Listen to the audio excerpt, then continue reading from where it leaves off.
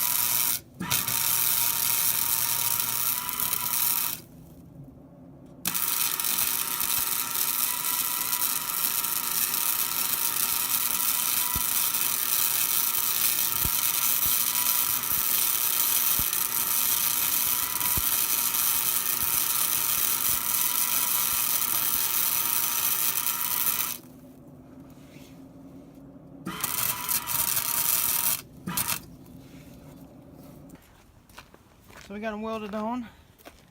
That one welded on. We did a triple pass on everything. Did the first initial pass, second pass, and third pass on them. That way that it gets pretty good weld and get it in penetrate real good. Now it's just time to take the steel wheel brush on the grinder, clean them all up, and give them a shot of paint. So here we go. Let's finish this baby up. Well, that is the project wheel done. Got them all painted up. I painted them with that truck bed liner. Had some extra, so I decided I'd just use it. And it's pretty durable stuff, and it dries pretty quick. But they're welded on. Like I said, 3 passes on each one, and they came out real well, I have to say. Hopefully, we'll get a chance to try them out on something and see if they'll break them. If they break, I got the welder to fix them, and you guys will never know they broke. So anyhow, please comment, rate, and subscribe. We'll catch y'all on the next one.